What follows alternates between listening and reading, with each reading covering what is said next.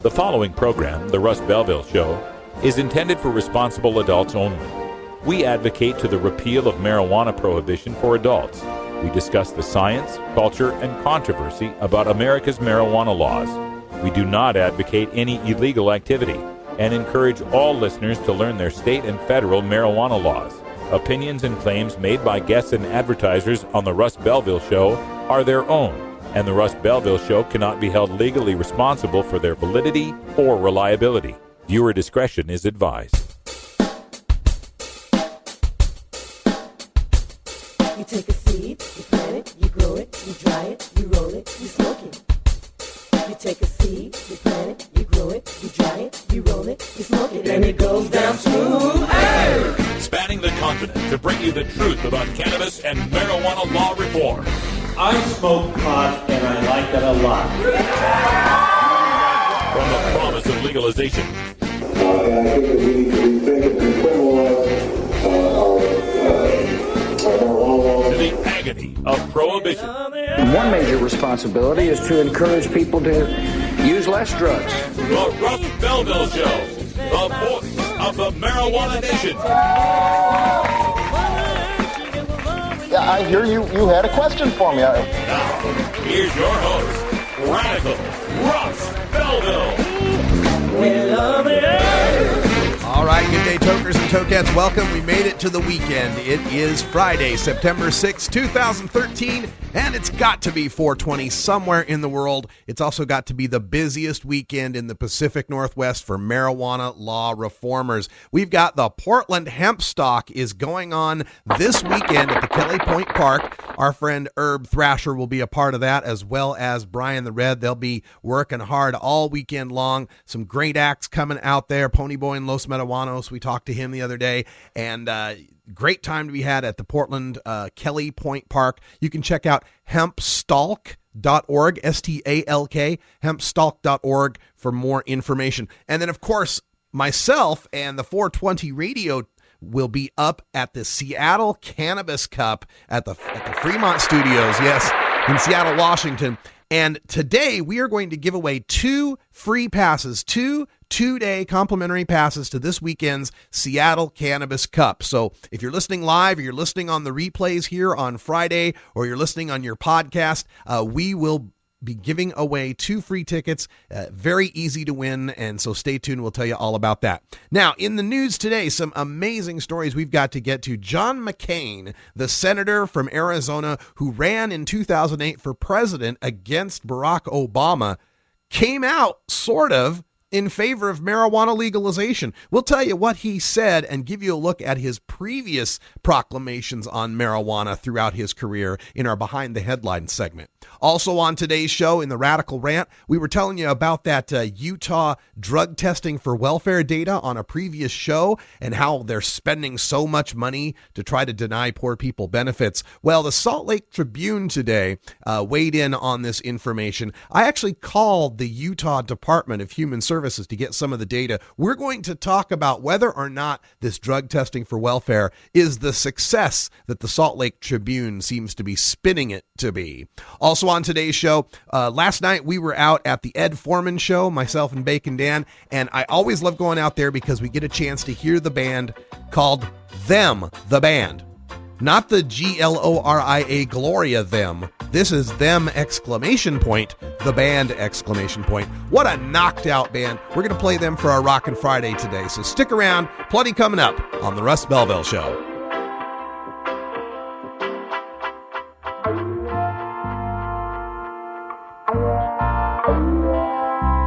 We'll be right back after these messages from our 420 friendly sponsors. Support these advertisers because their ad money goes straight to the Russ Belville Show.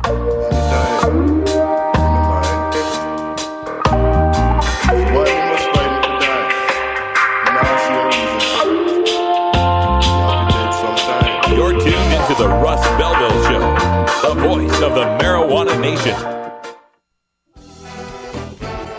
Everywhere you go in Washington State, things are greener than ever. Why? Because last November, Washington voters made adult recreational use of cannabis legal, which is why the High Times U.S. Cannabis Cup is coming to Seattle once again to salute Washington's historic victory. If you love cannabis, then get yourself over to the High Times U.S. Cannabis Cup on September 7th and 8th as the marijuana community gathers in force to celebrate our newfound freedom. Meet the businesses of the emerging cannabis industry. Learn about cultivation, topical oils, concentrates, edibles, and more. Sample dabs, buds, and delectable morsels of cannabis cuisine. Then rock out on Saturday night at our Smokin' Hot concert featuring Slightly Stupid and Redman. And of course on Sunday evening, we present the U.S. Cannabis Cups for the top indicas, sativas, hybrids, edibles, and concentrates of the great state of Washington. Plus, we honor professional traveler and outspoken cannabis advocate Rick Steves with the High Times Lifetime Achievement Award. Come to Fremont Studios on September 7th and 8th in Seattle for a historic celebration. Go to medcancup.com for details. Be part of the growing cannabis community.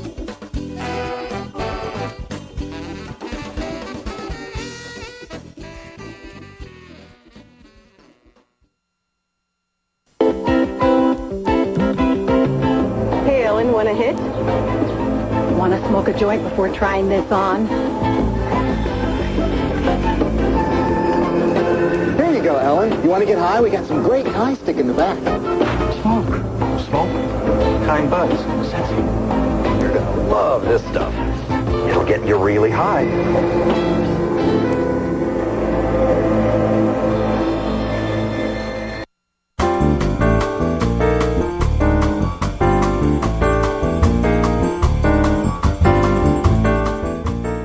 This is your 420 Radio News for Friday, September 6, 2013.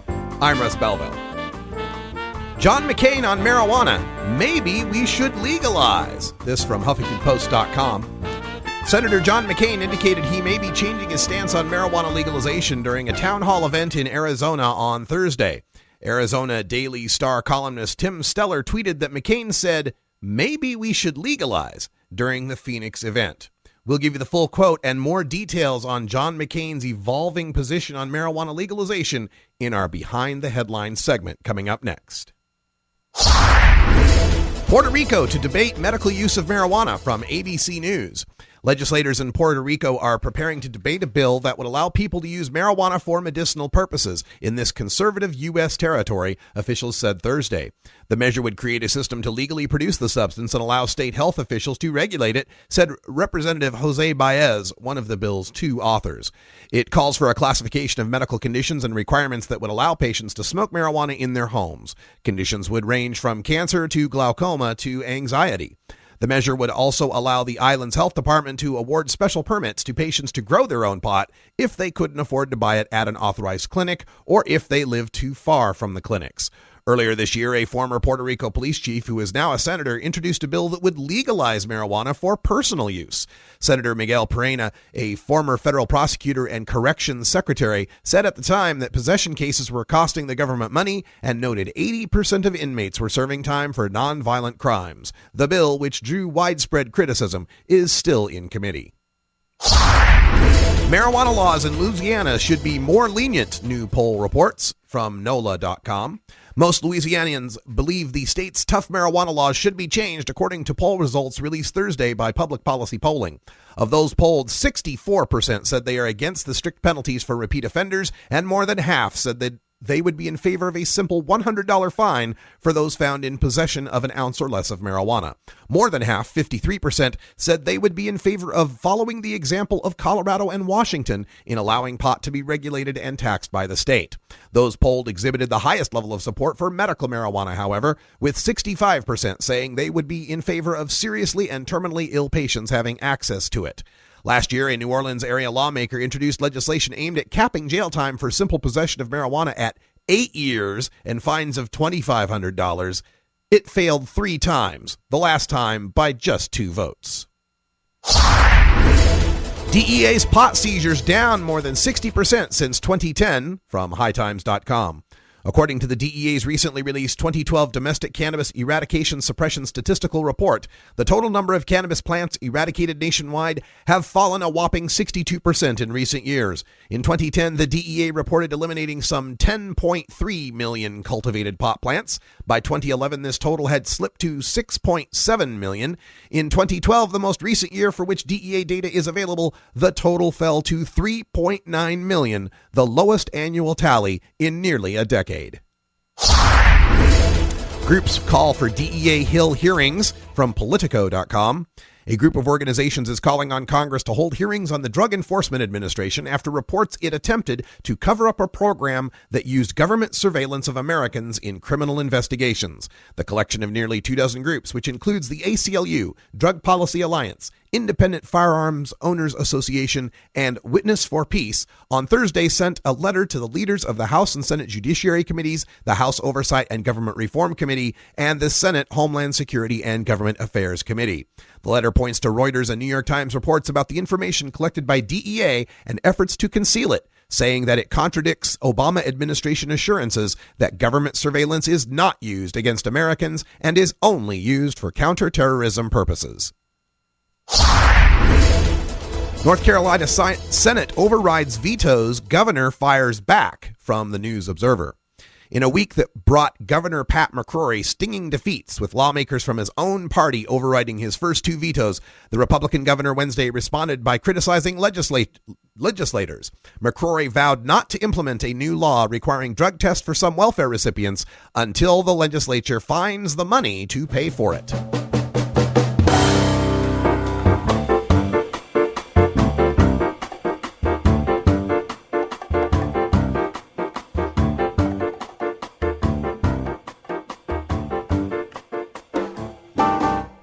This has been your 420 Radio News for Friday, September 6, 2013. I'm Russ Belville. When we come back, we go behind the scenes. We go behind the headlines on the new quote from John McCain on maybe we should legalize marijuana. We will take a look at that quote, plus his previous stance on marijuana throughout his career as a senator. You're listening to The Russ Belville Show on 420radio.org. We'll be right back.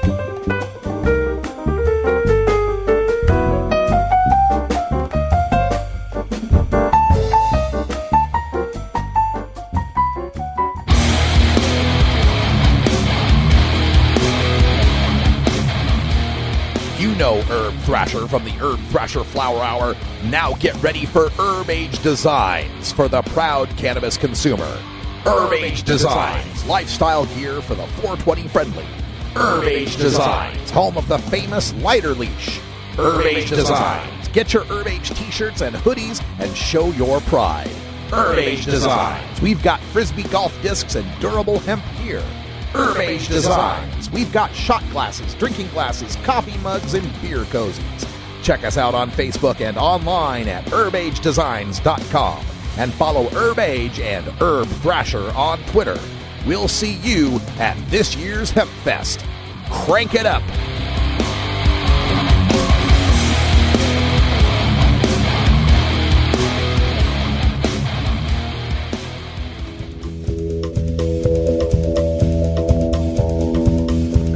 Michael Phelps, Olympic superstar, 14 gold medals, 20, world record holder,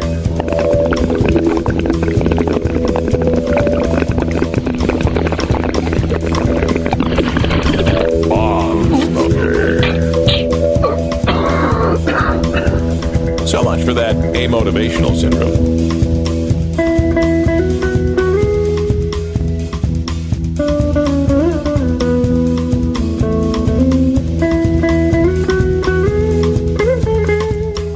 Back, everyone. Time for us to go behind the headlines. And I was pretty shocked to find this morning the reports from, well, they came in last night. It was a town hall meeting in Arizona last night, of course, Pacific time zone. So it took a while to get to the folks on the East Coast to write about it. But apparently Senator John McCain has, lost his mind in a good way. This is a really good bit of news that we're getting on this. And it has to do with his response to a question on marijuana. and whether or not we should legalize marijuana. And he said, quote, and this was tweeted out by one of the Arizona Republic's reporters, but the quote said, "Maybe we should legalize. We're certainly moving that way as far as marijuana is concerned. I respect the will of the people." End quote. Well, that's swell. That's excellent, John McCain. 2013, and you've come around to supporting the will of the people. And I don't want to, dismiss his change here. This is great that he's come around to this. I just want to point out the context of this change, because maybe some listeners out there, some folks that don't follow politics as deeply, may not realize what a huge reversal this is for John McCain. Just 6 years ago, when he was running for president, September 30th of 2007, he spoke to people at a town hall meeting in New Hampshire.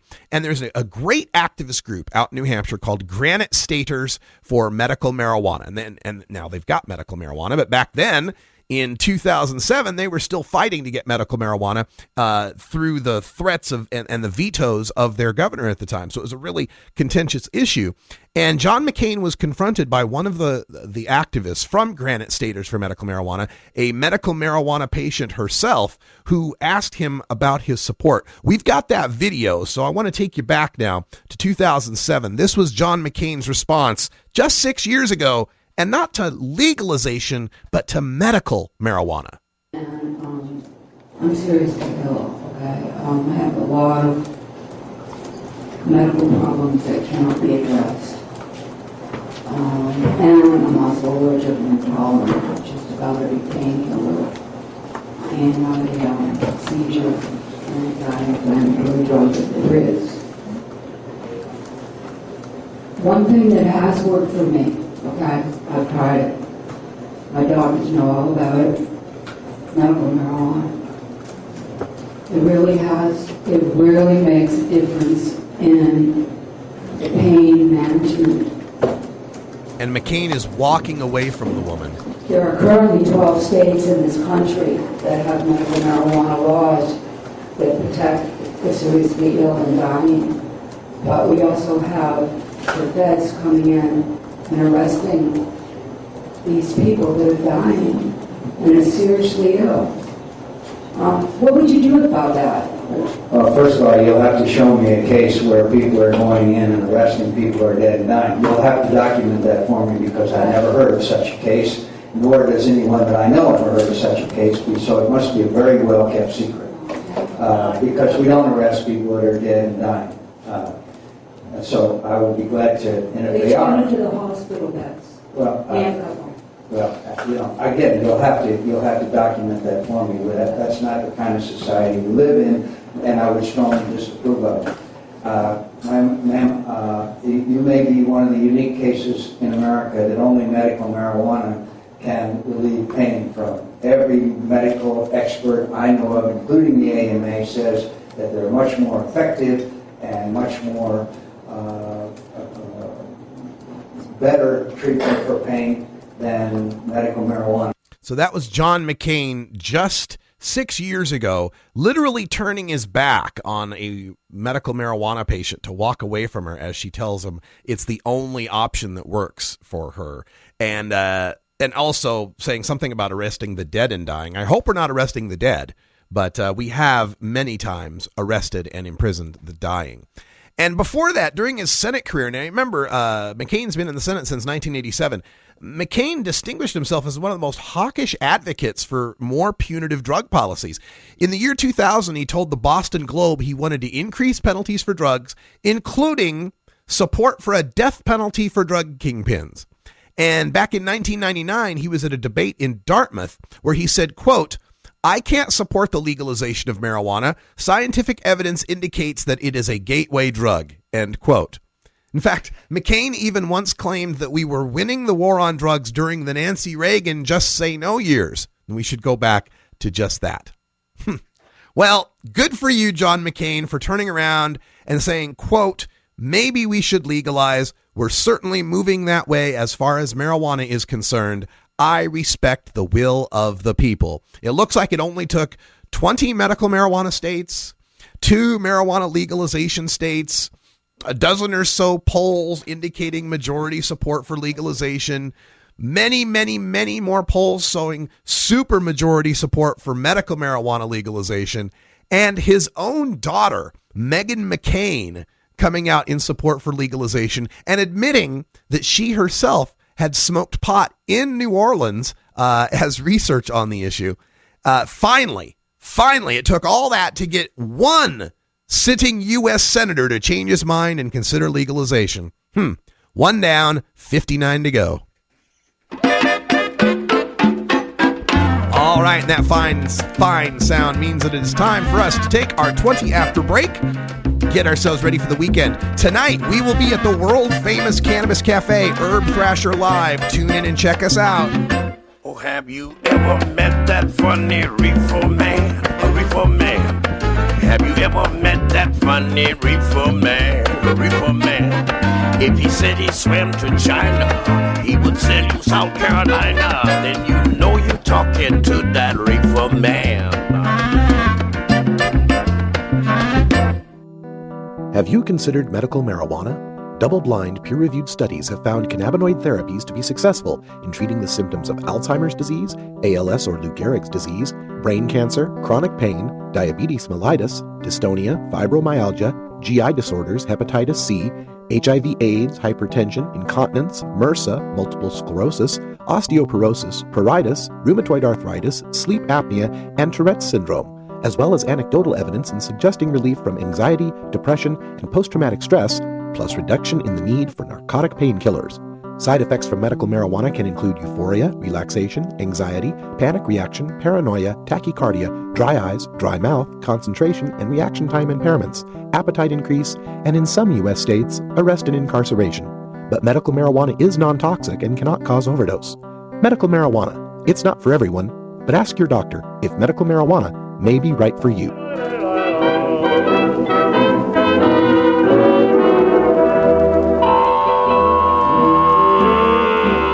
The Russ Belville Show brings you the best in daily toker tunes every weekday. Each day features a different genre, including Roots Monday, Folks, here's a story about Minnie the Moocher, Electric Tuesday, Irie Wednesday, Summer ganja planter, call me the ganja farmer. Groovin' Thursday, Do you wanna get high? and Rockin' Friday. Like to hit the ball. Then on weekends, we mix them all together in our weekend music party. Everyone knows music and marijuana go together, so let's wind up our 20 after break with the Russ Belville Show's Daily Toker Tunes, the best in pod-safe 420 music from around the web. Today is Rockin' Friday, featuring rock, metal, and the hard edge of alternative country. You can get downloads and more information about all our daily toker tunes by visiting music.radicalruss.com. Now, sit back and enjoy your daily toker tunes. Welcome back, everybody, and for Daily Toker Tunes today, got to send you an apology from Herb Thrasher, who couldn't make it today. He's busy getting all the vendors chalked up and all their areas chalked up at the Kelly Point Park for the Portland Hemp Stock. So many events going on, my God. Portland Hemp Stock going on this weekend. Herb Thrasher will be that with Herb Age Designs, and Ico will be taking a lot of film for us. We're so excited. Our friend and just the dearest little girl in the world, Brave Michaela, will be speaking live on stage out there at the Portland Hemp Stock both Saturday and Sunday. It's her public speaking debut at just 8 years old. She is going to just melt hearts. I'm so jealous. I wish I could be there, but we will get the film of that from Ico and many other people that will be speaking and performing at this weekend's Portland Hemp Stock. You can check out hempstalk.org, STALK, hempstalk.org for more information on that. I'll be at the Seattle Cannabis Cup this weekend, and for information on that, you can go to medcancup.com. We'll be doing our live show there, doing our 420 radio drug test, giving away all sorts of prizes, and having a lot of fun. So in the next segment, we'll talk a little bit more about that. But right now, I want to talk about last night, because last night, our good friend Bacon Dan, our Tuesday music editor, took me out to the Ed Foreman show where I appeared for, I don't know, the 7th or 8th time I've been on this show. Ed Foreman is a character that is kind of a 70s disco pimp talk show host, if you will, and he runs it in this basement bar called Al's Den. It's a live show with a live band that is like a late night talk show with comedy skits and interviews and so forth, and a lot of drinking games. Anyway, one of the highlights of going on to the Ed Foreman show is getting to see his band, which is a little 3-piece most of the time. Sometimes they have some other musicians sitting in, but a 3-piece bass, drums, and keyboard called Them, the Band.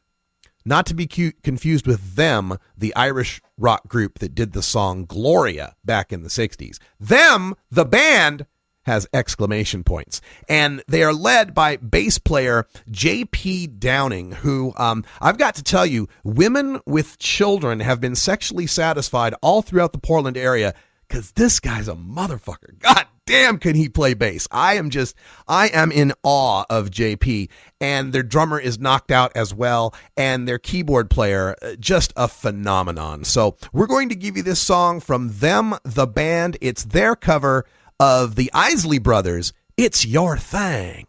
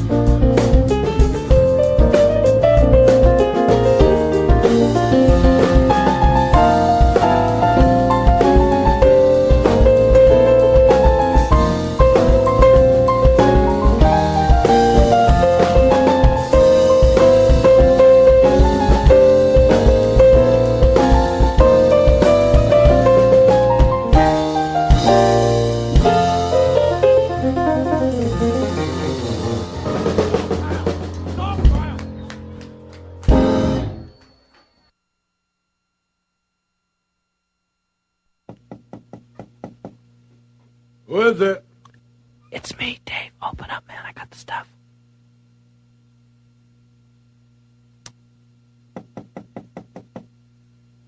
Who is it? It's me, Dave, man. Open up. I got the stuff. Who? It's Dave, man. Open up. I think the cops saw me come in here.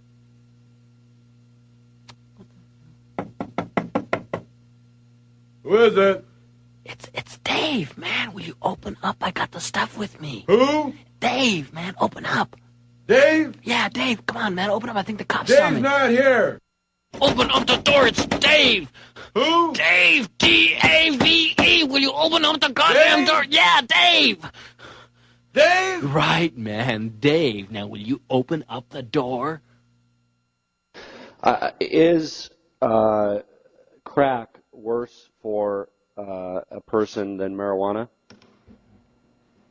I believe all illegal drugs are bad. Is methamphetamine worse for somebody's health than marijuana? I don't think any illegal drug Is good. heroin worse for someone's health than marijuana? Again, all. I mean, either yes, illegal no, or drugs. I don't know. I mean, if you don't know, you can look this up. You should know this as the chief administrator for the Drug Enforcement Agency. I'm asking you a very straightforward question. Is heroin worse for someone's health than marijuana? All illegal drugs are bad. Does this mean you don't know? Heroin causes an addiction. Okay. It causes many problems. It's very hard to kick. So does that mean that the health impact of heroin is worse than marijuana? Is that what you're telling me? I think you're asking a subjective question. No, it's subjective. Just looking at the science, this is your area of expertise. I'm a layperson, but I've read some of the studies. I'm aware of it. I'm just asking you as an expert in the subject area, is heroin worse for someone's health than marijuana? And I'm answering as a police officer and as a DEA agent that these drugs are illegal because they are dangerous, because they are addictive, because they do hurt a person's health. So heroin is more addictive than marijuana? Is heroin more addictive than marijuana in your experience? Generally, the properties of heroin, yes, it's more addictive. Is methamphetamine more addictive than marijuana? Well, both are addictive. Well, is methamphetamine more highly addictive than marijuana? I think some people become addicted to marijuana, and some people become addicted to methamphetamine. You mentioned that your top priority, I believe you indicated to us, is abuse of prescription drugs. Is one of the main classifications of prescription drugs painkillers that you're concerned about? That's correct. And are those painkillers addictive? Yes, they are. Very addictive. Are those painkillers more addictive than marijuana? All illegal drugs are in Schedule 1 are addictive. There is a peaceful solution called a peace revolution. And now let's take back America. Hi, this is Willie Nelson. Like millions of freedom-loving Americans, I'm a marijuana smoker, and I don't think that should be any of the government's business. There's absolutely nothing wrong with the responsible use of marijuana. The next time you light up, take the time to let your elected officials know how you feel. It's time we legalize marijuana and stop treating marijuana smokers like criminals. For more information on how you can help legalize marijuana, please contact NORML at norml.org.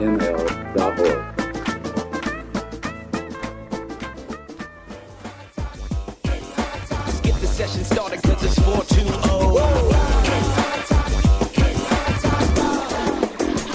Since 1974, High Times Magazine has been the chronicle of the cannabis community. The Russ Belville Show visits with West Coast editor Dave Bienenstock for a look forward to the next issue and the next marijuana events in our High Times preview. Yo! Well, we don't get Dave Bienenstock, but you do get a preview of this weekend's High Times U.S. Cannabis Cup in Seattle. It's taking place on Saturday and Sunday. Doors open at noon, close at 8 on Saturday, and then 6 on Sunday.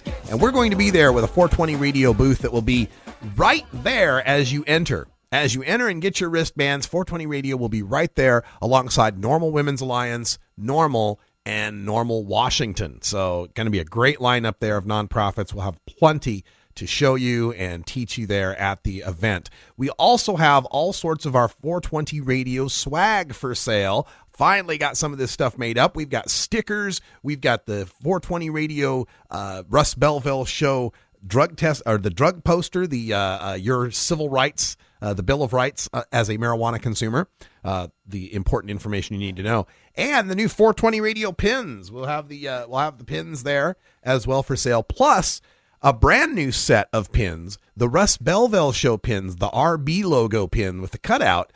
Very nice new pin that will be available there at the Cannabis Cup. If you can't make it to the Cannabis Cup, though, those things are also available through our online shop. You can go to 420radio.org/shop to be able to buy any of these items. And remember, if you're a 420 Radio VIP at silver level or above, you get discounts on the store, so 10, 20, 30%, depending on what your discount or what your VIP level is. So check those out. We'll have those up available online. We got all sorts of friends that are helping us out. I put a call out for volunteers to help at the booth, and among the volunteers who will be helping are our friends from the Seattle Hemp Fest.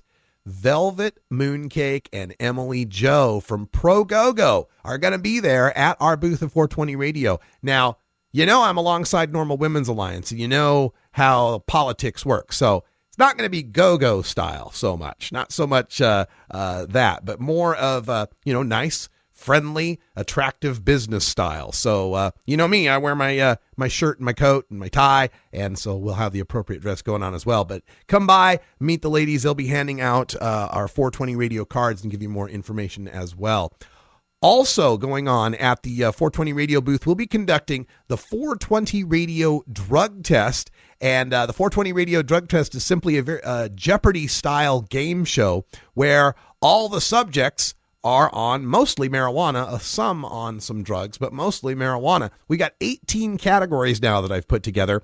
And this drug test runs on Microsoft Excel. It's just really a scoreboard for you to run the game, and it allows you to expand by adding your own categories and own questions. So really, it wouldn't have to be about drugs. You could make any category about anything you wanted. It'll support up to 50 categories with 7 questions per category. If you'd like to get a copy of that, we'll have that for sale as well for download at our 420 Radio shop. So be ready for that. I'm still tightening up some of the coding on it, but we'll have that available. And it's really great for if you're having activist meetings, you're trying to start a normal chapter, SSDP or something like that, and you want to have something fun and educational, that's what I designed it for. So it can be played quickly with 2 individuals, or it can be a long-term game that involves teams of players, and you'll learn so much by playing this game, and you'll have a lot of fun doing it too. 420 Radio drug test will be for sale at our 420 Radio shop, and we'll be demonstrating it at the Cannabis Cup this weekend. Now, I also have 2 2-day passes, 2 comp passes to get you into the event both days. And, people are remarking in the chat room, a little late, right? It's like, yes, I apologize. I just barely received these this week and hadn't had the time yet to get them online. But I have 2 extra passes, and I'm willing to give these away to any of our listeners out here through a random drawing. And the way you can get in this random drawing is to get onto your Twitter account and tweet, "Send me to the hashtag Cannabis Cup at Radical Russ." And of all the tweets I see between now and the time I get set up and start broadcasting at the Cup, which is going to be about 1 p.m., at 1 p.m. or whenever I get up and going, because, it's kind of chaotic. Sometimes we have to root around for things before we get set up. But when I get on the air tomorrow afternoon from Seattle, I will announce through Twitter and Facebook and live on the air who are the winners of those 2 passes. And I can just email those passes to you, and you can come to the Cannabis Cup that day. So this is open to people listening on the live show. It's opening if you're listening to this on one of the 3-hour repeats. If you're listening to this as podcast, go ahead and send in your tweet. You got until 1 o'clock tomorrow to be able to do this. I know it's kind of last second, but that's why you get the benefit for being a loyal listener to the Russ Belville Show and 420radio.org.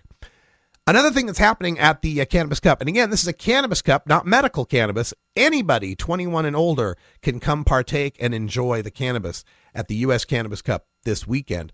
But here are some other things that are going on at the Cannabis Cup you should be aware of, because they also hold panels that are very informative and interesting.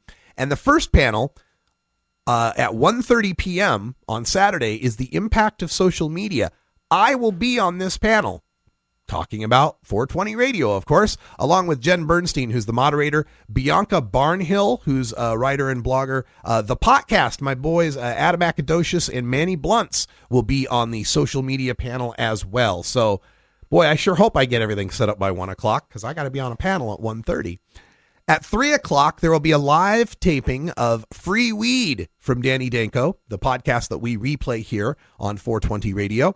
Will also include cultivation experts DJ Short, Kyle Cushman, Kay from Trichome Technologies, Swerve from the Cali Connection, and Drew West, the author of Secrets of the West Coast Masters. So this will be a great recording. They'll be doing it live at 3 and be replaying that on Free Weed, which we'll replay right here on 420 Radio.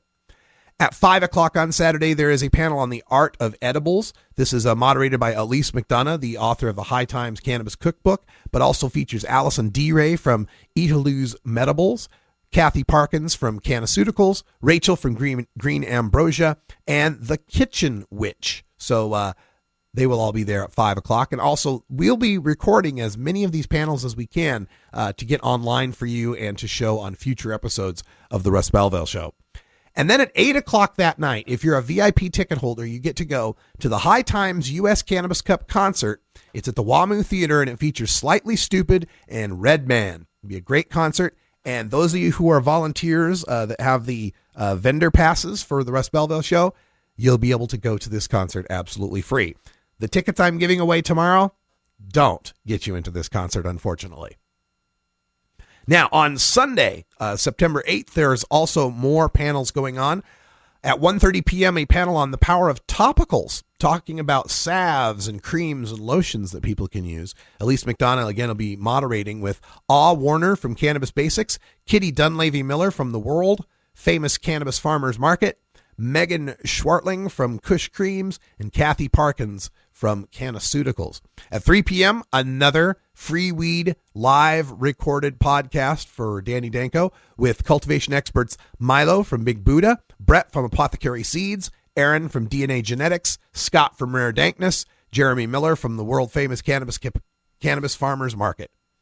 At 4 p.m., there will be a panel on legal cannabis in Washington, and we will most certainly be recording this panel for replay on 420 Radio next week. It features Rick Cusick, moderator from High Times Magazine, lawyer Kurt Bale from Washington State, Allison Holcomb, the campaign manager who got I-502 passed, Pete Holmes, the Seattle city attorney, Rick Steves, the travel guru and big supporter of I-502, and then Vivian McPeak from the Seattle Hemp Fest. They'll be discussing legal cannabis in Washington. And then at 5 o'clock, Generation Dab.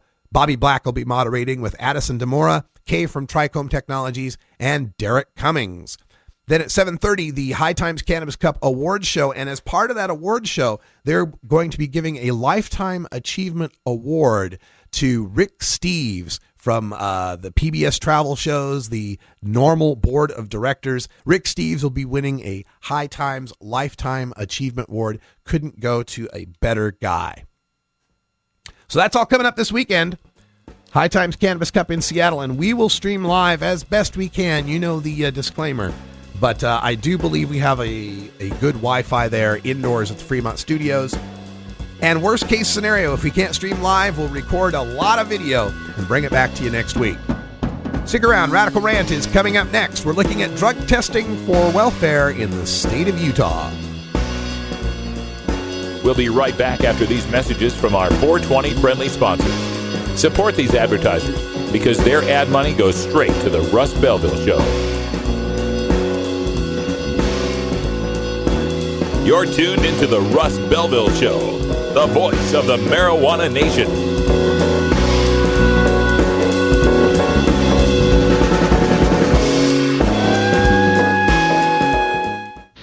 If you're an adult who enjoys a good beer, there's a similar product you might want to know about. One without all the calories and serious health problems. Less toxic so it doesn't cause hangovers or overdose deaths, and it's not linked to violence or reckless behavior. Marijuana. Less harmful than alcohol, and time to treat it that way. For more information, visit marijuanaissafer.org.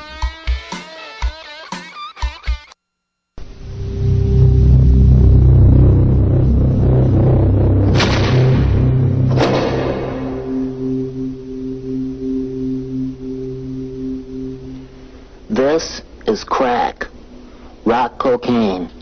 It isn't glamorous or cool or kid stuff. It's the most addictive kind of cocaine, and it can kill you. What's really bad is nobody knows how much it takes. So every time you use it, you risk dying. It isn't worth it. Look, everybody wants to be cool, but doing it with crack isn't just wrong. It could be dead wrong.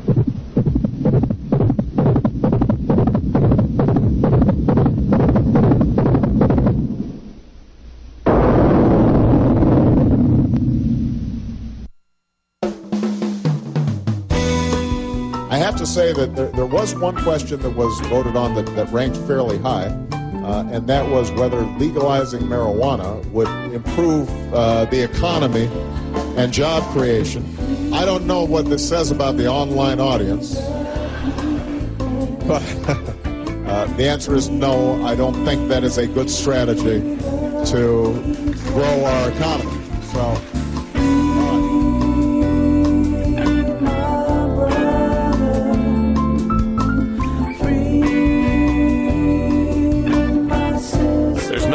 About nearly 1 million lives wrecked by a marijuana arrest every year, Mr. President. Politely tell President Obama what you think about legalization by calling the White House at 202-456-1111.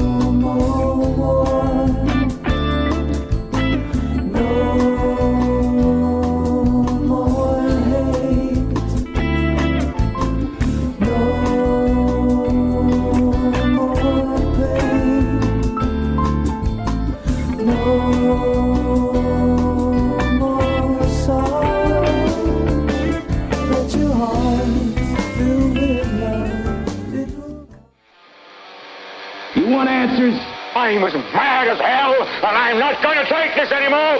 You want answers? You have offended my family. I think I'm entitled. You want answers? I want the truth. And you have offended a Shaolin temple. You can't handle the truth. Surely you can't be serious. I am serious. And don't call me Shirley. Radical Rant. All right, for today's Radical Rant, I want to talk a little bit more about a story we covered the other day on drug testing for welfare. I had delivered a story giving you the data from Florida, Utah, and Oklahoma. And the Utah data was quite interesting in that it showed the state had spent about $26,000 on pre-screening tests, these written tests, so they can get the probable cause. And then the drug tests themselves they issued on these people. And it turned out to be about $1,000 to catch per 12 people, right? $2,000 for each of them, right? Because they caught 12 people. 12 people failed the drug test. And it cost them about $26,000. And so a lot of media outlets reported on this, and a lot of commentators spoke about this, about how this is further evidence that this whole drug testing for welfare, punitive reaction against poor people is a failed policy.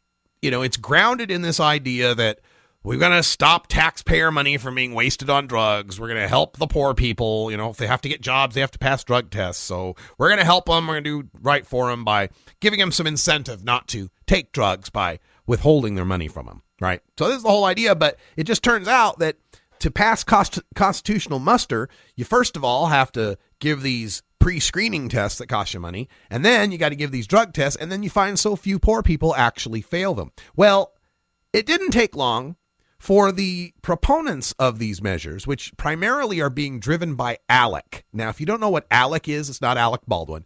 It's ALEC, the American Legislative Council, basically. And they lobby state legislators, and they put together bills, and basically they try to push a very pro-business agenda within the state legislatures. Right now, they have been pushing this whole drug testing for welfare thing, and in some extent, drug testing for unemployment. And so far, we've got 8 states that have passed this, and there are another, according to the National Conference on State Legislatures, another 29 states that are looking to pass some sort of drug testing for welfare bill, despite the fact that in every state we've shown so far, it costs the state more money to issue the tests than it would have cost to just give people the welfare in the first place.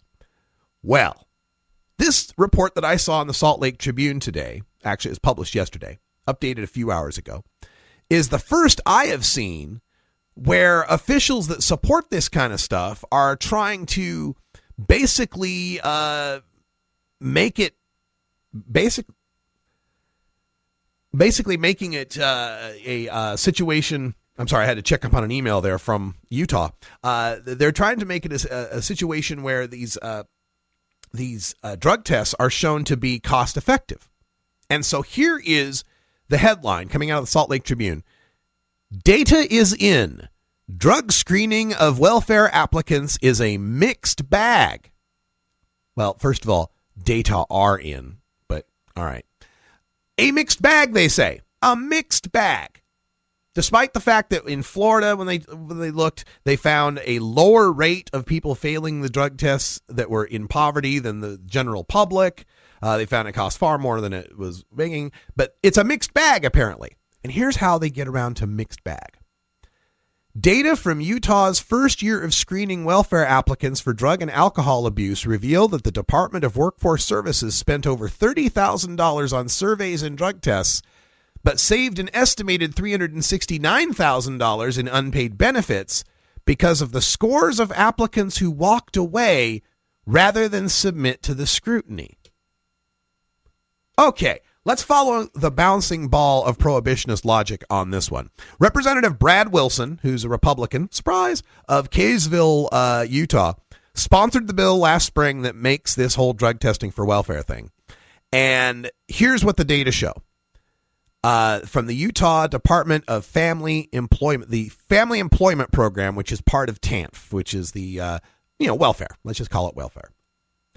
Agency data show that 1,020 of 4,730 applicants scored high on the screening, the Substance Abuse Subtle Screening Inventory, written test that's supposed to ferret out people who might be more likely to use drugs, the so-called probable cause they need to, seize their urine. So 1,000 out of 4,700 scored high on this test. So 20%, 23%, somewhere between 1 in 5, 1 in 4 aren't smart enough to figure out how to answer the questions on the quiz to not get, further screening. So of those 1,020, 466 were drug tested and 12 tested positive. Just 4 sought treatment. Now, the way this Utah law is written is that the people who test positive, or people that fail the screening, have to take the drug test. People that fail the drug test then have to go under treatment. They have to go into rehab. Okay, so 12 people tested positive. 8 of them said, "Screw that! I'm not going to rehab." And the whole goal of this, as the supposed goal of this, that the Republicans sponsor this stuff keep saying is, well, we're doing it for their own good. We want to help them out. If they've got a drug problem, my gosh, we want to help them out. 2/3 of them aren't helped out. Of the 12 you caught, 8 of them would rather not get welfare than go to rehab. So it's not helping them get any rehabilitation. And certainly when they're not getting welfare, I'm sure they're just sitting around, not earning money, not causing any problems to anyone whatsoever, as they're all poor and homeless. They wouldn't, resort to crime or anything. But here's how they want to try to spin this. So check this out. They did the total of the screening costs and the drug tests, and the total was $31,566.50. So, yeah, about $32,000, right? So, here's where they get their number. Here's where they get their amazing savings. Some 247 high-probability applicants failed to comply with requirements and were barred from reapplying for aid for 90 days, DWS Public Information Officer Nick Dunn said. Because the average three-person household receives $498 per month in cash assistance, agency officials calculated that the total cost savings for the 247 turned-away applicants and their dependent children was $123,000 a month, or $369,000 for the 3-month period they were prohibited from reapplying. So because 247 people wouldn't take a drug test after the screening came through, they're counting that as $370,000 worth of savings of money they didn't pay to these guys who would have gotten welfare. Now, first of all, it's confusing me a little bit why not giving money to people who are demonstrably poor when the program is for that purpose. How saving money by not giving them that money is actually a success. It sounds to me like we would be cheering the money we would save not paying the fire department to put out fires in poor people's houses. You know, it doesn't make a whole lot of sense. The money we would save in emergency rooms if we didn't treat the poor people that came into them. The purpose of a TANF program, a welfare program, is to give some people some bare minimum level of social safety net. And that helps us all. Just like putting out the fires at the poor person's house keeps your house from burning down. Just like treating the people in the emergency room keeps them from infecting you or being dead and, disabled on the streets to a greater extent than they are now. Just like those programs help you, even though they're helping poor people, giving the people the welfare, this bare minimum social safety net, prevents them from descending into even further desperation and chaos that would lead to further drug use, that would lead to further crime.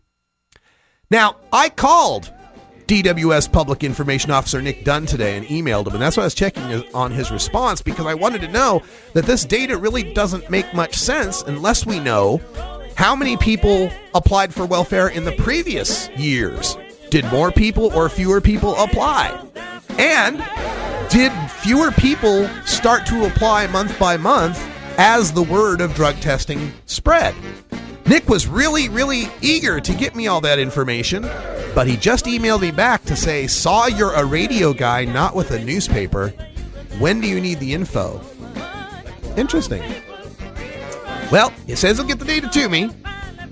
I wonder if he Googled me and found out who I was. Wouldn't want to make his data look bad, would I?